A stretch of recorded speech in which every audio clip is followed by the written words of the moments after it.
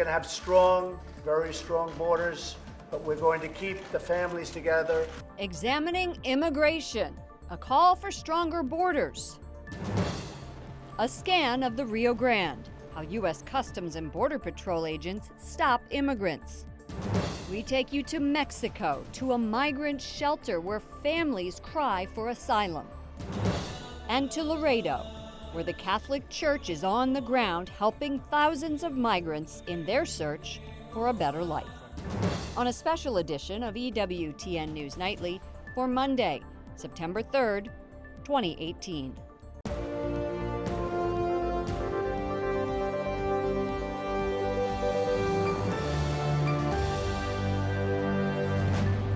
Good evening from Washington, D.C., and thank you to those of you joining us for this special edition of EWTN News Nightly. I'm Lauren Ashburn. The issue with immigration in the United States rocketed to the forefront of public policy agendas this spring. Headlines screamed about 2,000 innocent children taken from their families at the U.S.-Mexico border. We at News Nightly wanted to look at both sides of the crisis. We traveled to the front lines in Laredo, Texas. Our journey then took us to Mexico, where thousands of immigrant families were fleeing brutal violence in Central America. Tonight, we dive into the immense challenges Border Patrol agents, the Catholic Church, and the Mexican government face on a day-to-day basis. We begin in Laredo, where we saw firsthand how U.S. federal agents are enforcing U.S. law. We began on the water, where every day hundreds of Laredo Custom Border Patrol agents scan 171 miles of riverbanks. Agents say they catch about 100 a day. Paid guides swim with them, carrying 60 to 70 pounds of supplies or drugs on their backs. But some don't make it. We saw this dead body on the Mexico shore. If they make it across the Rio Grande, their first steps are here in Laredo. This way, they run quickly, shedding their clothes as they go, climbing up the hill where someone is meeting them.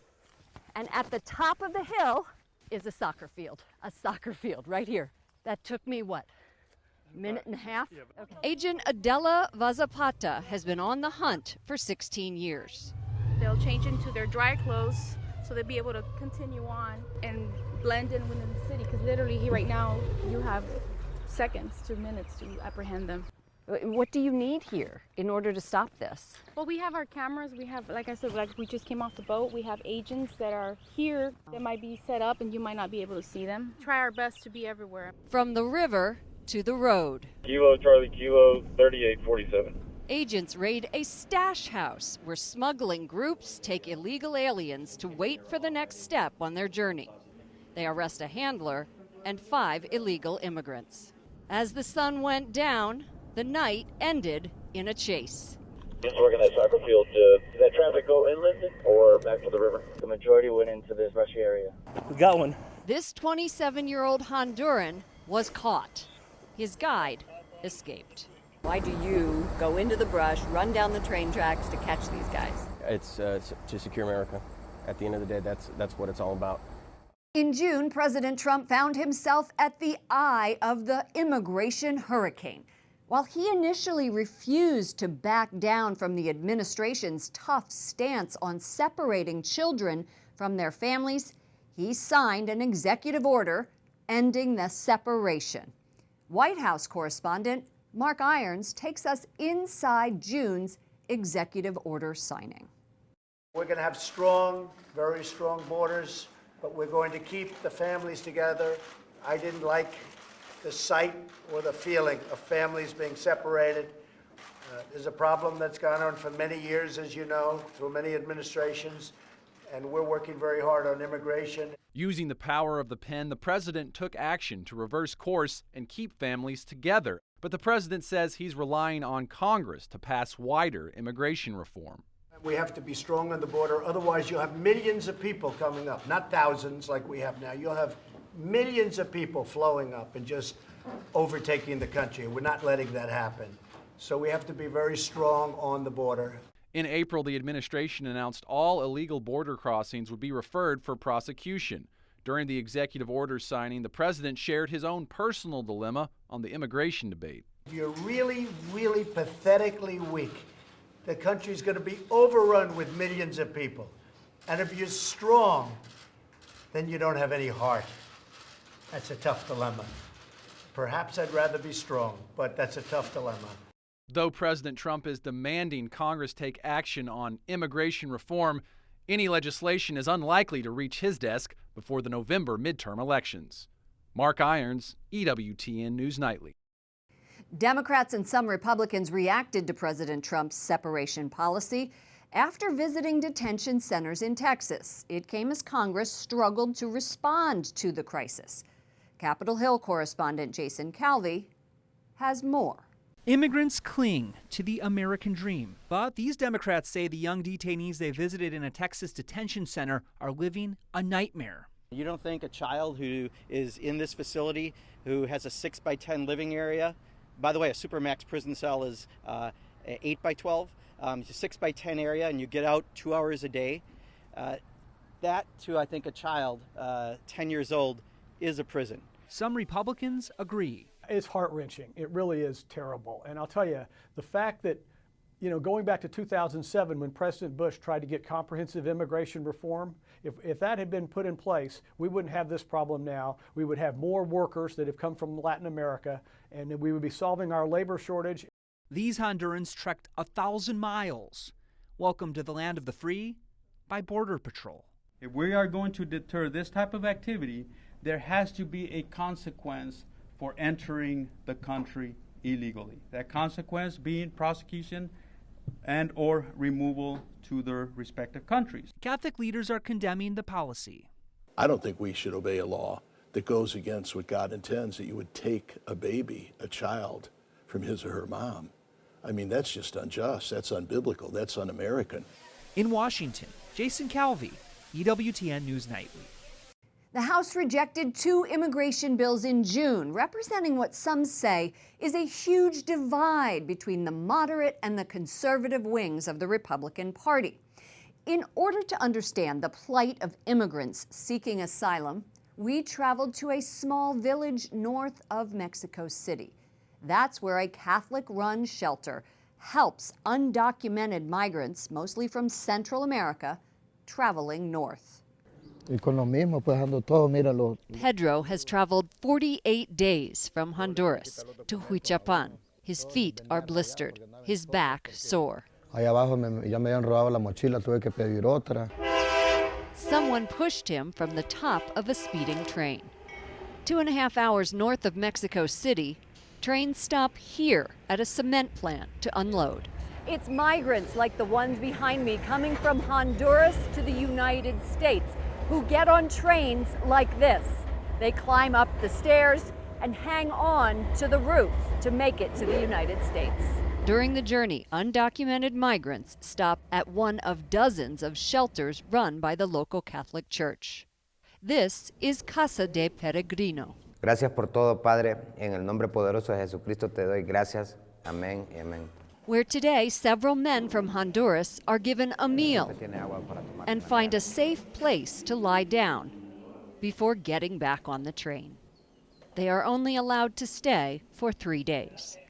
I fight for every day, so I want to go United States.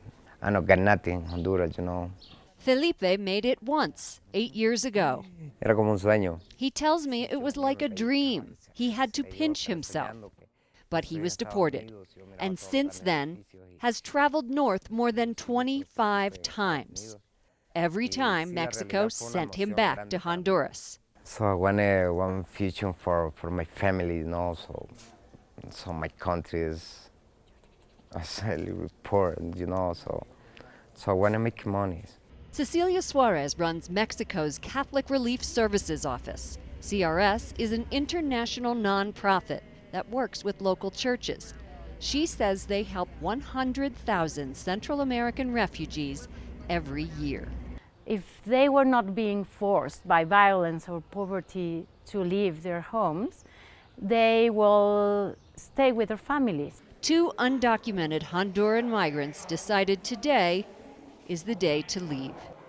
And like thousands before them, and thousands after them, saying goodbye to one of the few kindnesses they have known. Yet no matter how many times the Catholic missionaries say goodbye, it's always the same thought. Ay, que Dios los cuide. May God protect you. During our team's trip to Mexico, we interviewed those asylum seekers at a migrant shelter run by a Catholic nun. In brutal terms, they told me why they are fleeing their countries: rape, gangs, and crime. Children came running, arms outstretched to hug me, a stranger. All at Café Min have fled their country, sometimes alone, or with one, possibly 2 parents. Hola, ¿y tu papá está aquí también o no? No. These girls don't have fathers. One died of cancer. The others? ¿Lo mataron? Killed by a Honduran gang.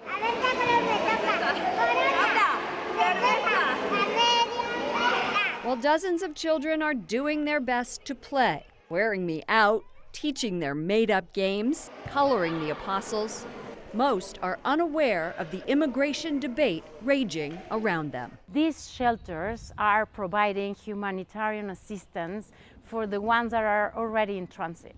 There are 43 shelters like this one for women, children, and families. Migrants are human beings. They are not commodities. So it's people that is suffering, being abused and kidnapped and shot and robbed. So the church needs to provide at least these shelters for them to dignify them. Migrants are humans. Of the families I talked to, they did not know about the U.S. policy separating children from parents. You can see all of our reports from Mexico and our trip to Laredo, Texas, where we ride along with Custom Border Patrol and talk about their jobs. Find it on our YouTube channel. Coming up, Y la iglesia que prolonga la presencia. Mexico's Cardinal blames drugs and guns for the immigration crisis. They are hurting, dirty, and tired and scared. Plus, a nun says she sees Jesus' suffering in the faces of mothers and children.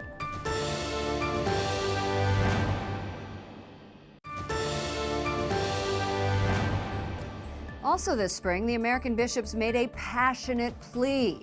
They vehemently opposed separating children from their families at the border, saying while protecting the border is important, so is human dignity. The Catholic leaders say we must do better. I interviewed the Cardinal of Mexico City. He had some choice words for President Trump. Bienvenidos a EWTN, Cardinal Don Carlos Aguilar. Mucho gusto, es un placer estar con ustedes hoy. Gracias. En 2007, In 2007, you and Cardinal Bergoglio, now Pope Francis, wrote a document on the evangelization in the Americas. It called for prioritizing people on the edges of society. Does this include undocumented immigrants? Fundamentalmente, Cristo. Christ came to help the suffering, the marginalized, those who are excluded. He came to help those who society abandons. He brings a message of redemption, of restoration, of transformation. Y la iglesia que prolonga la presencia. And the church, which maintains the presence of Christ in the world, must follow the examples of giving the needy a hand, giving them back their dignity as human beings. Dar la dignidad de ser humanos. el presidente Trump. President Trump continues his pledge to build a wall between the U.S. and Mexico and to make Mexico pay for it. What is your opinion about that? No es al vecino. You can ask your neighborhood to build you a house? That is ridiculous. I think President Trump is wrong to insist that Mexico help the most powerful country in the world. It doesn't make sense to ask Mexico, a country that has so many problems, for help. On top of our own problems, we are being asked to do a favor to a powerful country. Creo que él President Trump thinks that Mexico should stop the undocumented immigrants from coming to the U.S. Mexico is doing his part. Mexico is growing and developing. But you can solve serious problems in a short period of time. That is a fantasy. To solve a serious problem, we need time and long-term outlook. What is the church in Mexico doing to help these immigrants? We are responding for immediate needs of migrants. We have to do that. From our southern border all the way up north, we have houses for immigrants. We give them food and place to sleep. This is one concrete step, so that we never look at immigrants as merely as delinquents, but as human beings. But all of those seeking asylum aren't just undocumented immigrants leaving persecution. They're also drug lords, terrorists. How do we know the difference? There has to be clear distinction made between the migrants seeking a better life and the migrants who leave the country to work for drug cartels. Secondly, the United States owns a lot to Mexico. Mexico doesn't produce arms. We don't have an arms industry. Where do the guns that the drug cartels operate with come from? The United States. President Trump has refused to address that problems in the United States. For example, look at the school shootings. With a crackdown on the sales of those arms, he needs to stop the sales of guns outside his country if he wants to end the Mexican cartels. It is in his hands. Está en sus manos. One Texas nun is single-handedly taking on the U.S. establishment. She came to Capitol Hill this spring to plea for immigrant rights. And that's where Capitol Hill correspondent Jason Calvi caught up with her. Good evening, Lauren. Sister Norma Pimentel is called the Mother Teresa of the border. She runs Catholic Charities in the Diocese of Brownsville, Texas. And that's literally right over the border from Mexico. Sister ministers to immigrants released from Border Patrol. She tells me they're fleeing violence. We are able to then offer them an opportunity to restore their human dignity, you know. And so, but the conditions that families arrive are, very sad. They are hurting. They've been through so much in their journey, and they find themselves, in many cases, dirty and tired and scared. And so you see Jesus right there before us, you know, suffering, and this many moms and children, infants, that in their faces, when they are welcome, they begin to cry because it's for the first time in their journey they find someone and people that have embraced them and offer them care. Some people say, well, the American dream is one of laws and following the law of the land. So how do you rectify this issue? The reason why they come is just like my dad. They came because they believe in family, they believe in protecting life, and they are here hoping that their children can grow up in a place that is safe and have an opportunity for that American dream. This is such a divisive issue across the country. What's your advice to lawmakers maybe to come to some common ground here? Well, when we talk about dreamers, young kids who are here at no fault of their own, they have done great to get ahead, to go to school, to be somebody here in our country, to contribute to our country in a very positive way. And I believe that they must be given an opportunity to continue for that American dream, that they're not here other than to do something good. And so they should be allowed to stay. They need to be allowed to stay because it is the right thing to do, you know. And so I'm hoping that Congress and lawmakers can see that, and that we do need to find ways to create an immigration system that works for the good of this country. But the people that are here already must be able to be given the opportunity, especially if there's people who are here doing something good for our country, you know, and give that opportunity to follow through and stay and produce and do something good for the development of who we are as a country and a world as well. In Washington, Jason Calvi, EWTN News Nightly. Up next, a family who escaped human traffickers while fleeing gang violence seeks asylum in Mexico. And why a bishop at the border says his mission is not to reconcile immigrants with the law.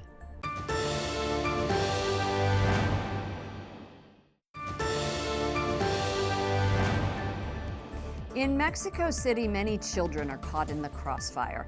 We now go to a city shelter I visited earlier this year. It is supported by Catholic Relief Services. The group is putting into action the Holy Father's call for empathy toward migrants and refugees. This is Sister Magdalena, or Magda. Every year, she and other Josephine sisters bring comfort to 2,000 to 3,000 migrants fleeing gang violence and poverty in Central America. Many have escaped human traffickers who hoped to sell them. We didn't have anything to eat. We were robbed. We have been asked to shield their identities. I stood between them and my wife, and I told him he could not take my wife. And this kid stood next to me, and he said, "You can't take my mom away from me." And relying on their faith in God to protect them. We are learning that Jesus Christ is our Lord, and we are teaching our kids to trust that God fulfills His promises. These brave boys and dozens of others fill their days coloring the apostles and playing made-up games with other children. Cafe Min, in partnership with Catholic Relief Services, only allows women, families, and unaccompanied children. They can stay for 3 months. Parents are taught skills like cooking and how to master computers to help them get jobs in Mexico. Children attend school. What is the government of Mexico doing to keep people here? Nada. Sister Magda says the Mexican government tries to persuade people to go home. The shelter works with immigration lawyers in Mexico to help them gain asylum. Sean Callahan is Catholic Relief Services president. For 75 years, CRS has helped refugees in Mexico. There are 43 programs like this one. In this particular center, they also try to integrate people into the local community and allow them to get jobs so that they don't have to migrate further to the border. About 2.5 years ago or so, the U.S. started to push down into Mexico a little bit more the intervention of the government and pushing the local governments, the Mexico government, Salvadorian, Guatemalan and Honduran governments to try to intervene there so that the problem didn't come to the border. So a lot of that continues to occur down in this area of the world. Is it working? No, it's not working. As I talk to the sister in our programs in this area, more and more people seem to be coming now, and it really isn't dependent on our policies. It's dependent on the violence in the countries in which they're coming. Despite water leaking inside and leftover earthquake debris outside, many tell me this is a piece of heaven on earth. And finally tonight, a church in Texas helps thousands of migrants who arrive in the U.S. every day. I've shown you the firsthand support they receive. We take you now to the vibrant Catholic community, where leaders say their first duty is to help souls.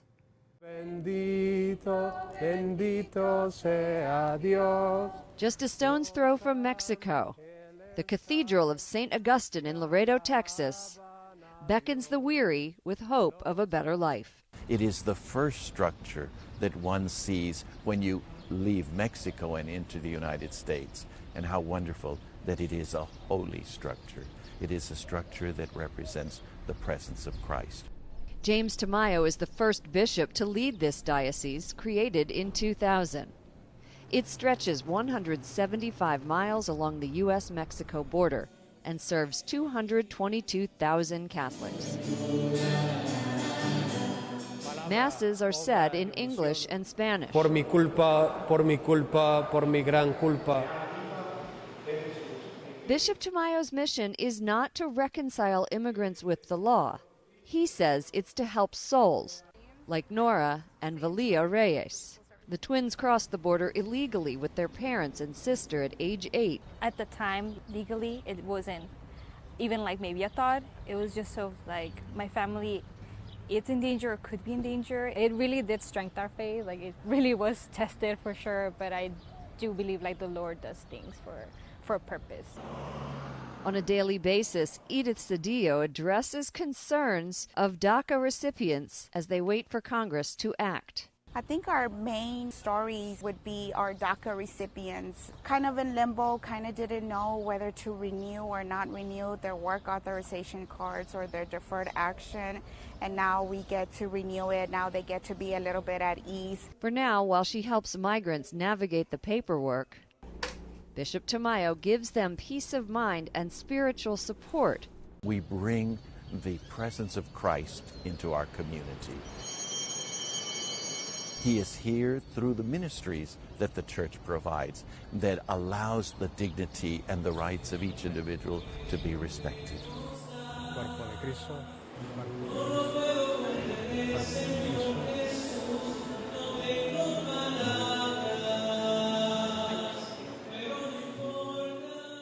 We thank you for watching this immigration special tonight. I'm Lauren Ashburn. Let's keep in touch online. Follow me at Lauren Ashburn on Twitter and Lauren Ashburn EWTN on Facebook. Good night, and God bless you.